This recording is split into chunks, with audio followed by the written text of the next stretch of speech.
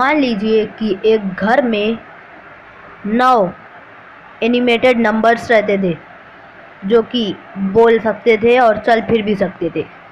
एक दिन 9 ने 8 को एक थप्पड़ मारा। फिर 8 रोते हुए 9 से पूछा, तुमने मुझे क्यों मारा? तो 9 ने बोला, क्योंकि तुम मुझसे छोटे हो और मैं तुमसे बड़ा हूँ। तो ये सुनते ही 8 ने 7 को भी मारा और उससे भी यही बात कही। फिर 7 ने 6 को और 6 ने 5 को, 5 ने 4 को, 4 ने 3 को, 3 ने 2 को मारा और 2 ने 1 को भी यही बात कह के मारा। अब 1 के नीचे तो 0 आता है, तो आप बताइए कि 1 किसे मारेगा, या फिर वो 0 को मारेगा या नहीं मारेगा? जल्दी से अपना आंसर सोचिए।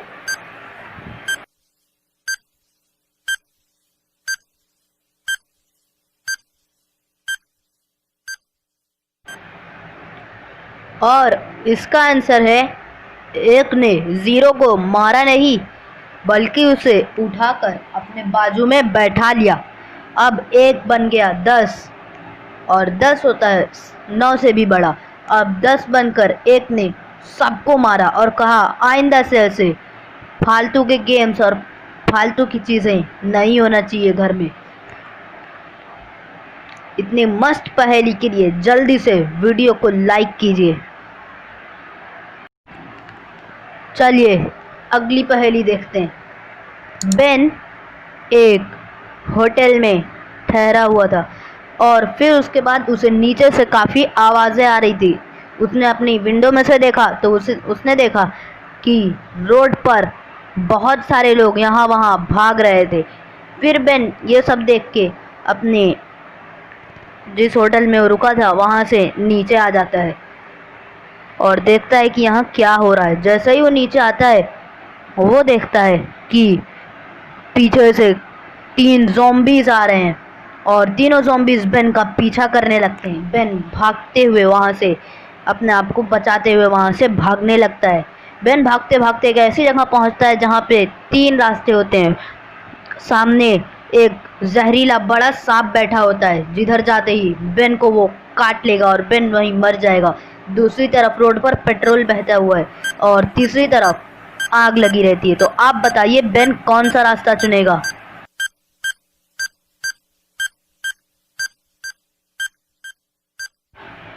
अब तक तो आप समझ गए होंगे कि बेन कौन सा रास्ता चुनेगा। अगर नहीं समझे तो चलिए इसका आंसर देखते हैं। सामने रोड पे बीच में एक लकड़ी पड़ी हुई है। बेन उस लकड़ी को उठाता है और लकड़ी के एक तरफ आग लगा के पेट्रोल वाले रास्ते को ख़त्म करते हुए वहाँ पर आग लगा देता है और ज़ॉम्बीज़ से बच के निकल जाता है। क्या आप इसका आंसर सोच पाए थे? चलिए अगली पहेली देखते हैं। एक दिन एक आदमी कहीं जा रहा होता है कुछ लेने के लिए, तभी उसको रास्ते में उसका दोस्त मिल जाता है। अब उसका दोस्त उससे पूछता है कि तुम कहाँ जा रहे हो? तो बोलता है, मैं तुम्हें नहीं बताऊंगा। तो बोलता है, अरे बता दो तुम कहाँ जा रहे हो। तो फिर वो उसे बताता है, मैं कुछ चीज़ लेने जा रहा हूँ। वो बोलता है, क्या लेने जा रहे हो? तो वो आदमी बताता है कि मैं वो लेने जा रहा हूँ जिसका पेट काफ़ी फूला होता है, लेकिन वो दवा नहीं खाती और हमेशा बिस्तर पर लेटी रहती है। तो क्या आप बता सकते हैं वो कौन सी चीज़ है जो उसके दोस्त ने बताया? वो आदमी ये कहकर वहाँ से चला जाता है और जाते जाते कहता है, अगर तुम इसका मतलब समझ सकते हो तो खुद ही समझ लो, मैं तुम्हें नहीं बताने वाला कि ये क्या है। आप भी जल्दी से इसका आंसर सोचिए और आंसर देखने से पहले अपना आंसर नीचे कमेंट कीजिए।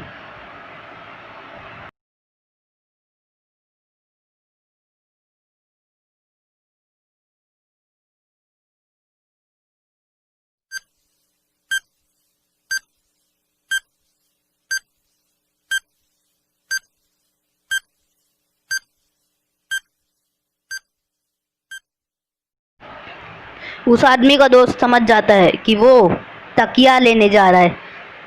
तकिया फुली होती है और हमेशा बिस्तर पर लेटी होती है। एक दिन एक आदमी अपने घर से निकलकर कहीं घूमने जा रहा था, तभी उसे कुछ पुलिस ने घेर लिया। अब वो काफ़ी घबरा गया। उसने कोई गलत काम भी नहीं किया था।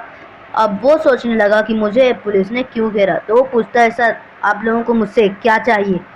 तो पुलिस उससे बोलती है कि तुम अपने उस ड्रेस के बारे में बताओ जो तुम कभी नहीं पहन सकते।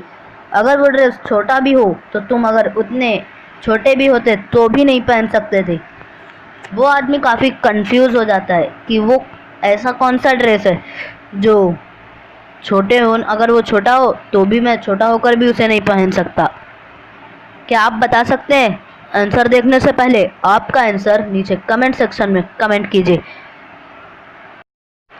कि ऐसी कौन सी चीज़ है जो मतलब ऐसा कौन सा ड्रेस है जिसे छोटा, अगर वो छोटा हो तो हम उसे छोटा होने पर भी नहीं पहन सकते, और अगर वो उस साइज़ का भी हो तो भी हम उसे नहीं पहन सकते।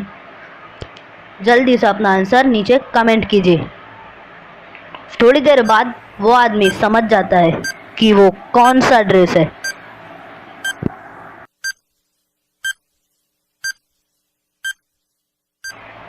वो आदमी समझ जाता है कि पुलिस उससे उसका एड्रेस पूछ रही है। वो एड्रेस बताता है और वहाँ से चला जाता है।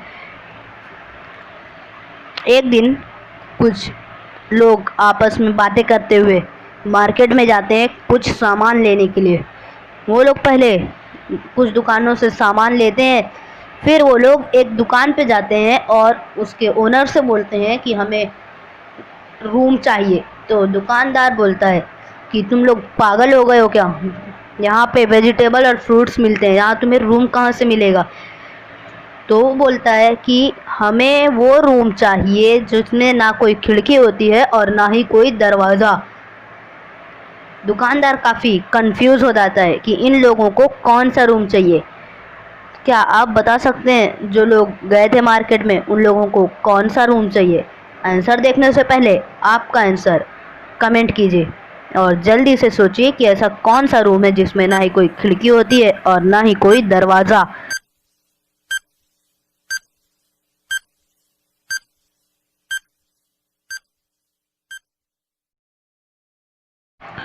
वो शॉप का ओनर थोड़ी देर में समझ जाता है कि इन लोगों को कौन सा रूम चाहिए।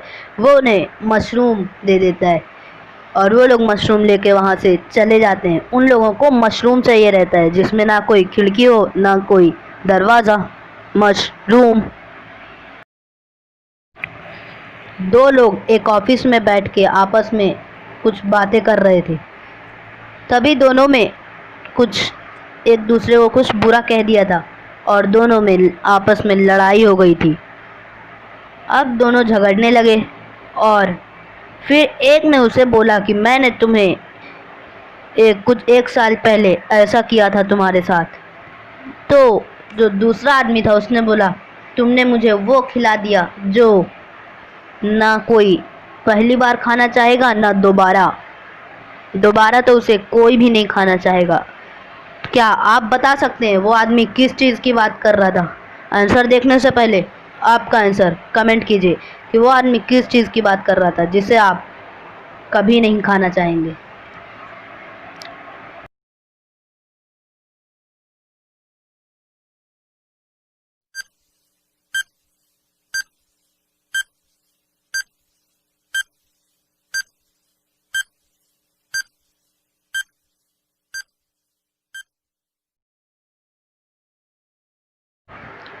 चलिए इसका आंसर देखते हैं। वो आदमी बात कर रहा था धोखा और मार की।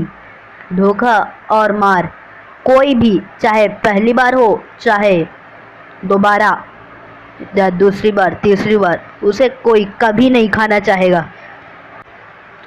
पुलिस दो बड़े चोरों को अरेस्ट करके जेल में बंद कर देती है। दोनों चोर को एक लेटर मिलता है और लेटर में लिखा होता है, एक बस बनी रहती है, उसके बाद बस प्लस चींटी बनी होती है और उसके बाद प्लस एक कप में चाय, और नीचे लिखा रहता है जो इससे जो नाम बनेगा वही जेल का पासवर्ड है। पासवर्ड टाइप करो और जेल से भाग जाओ। एक चोर समझ जाता है कि इसका पासवर्ड क्या होगा। क्या आप समझ सकते हैं कि इसका पासवर्ड क्या होगा? आंसर देखने से पहले आपका आंसर कमेंट कीजिए।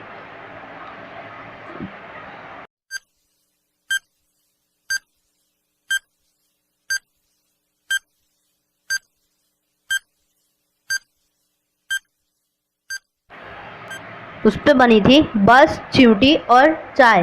चींटी यानी एंट और चाय यानी टी, और नाम हो गया बस एंड टी बसंती। अगर आपको वीडियो पसंद आई तो वीडियो को लाइक करके चैनल को सब्सक्राइब कर दीजिए और बेल आइकन को प्रेस कर दीजिए ताकि आप कोई भी पहेली मिस ना करें। And very very thanks for watching.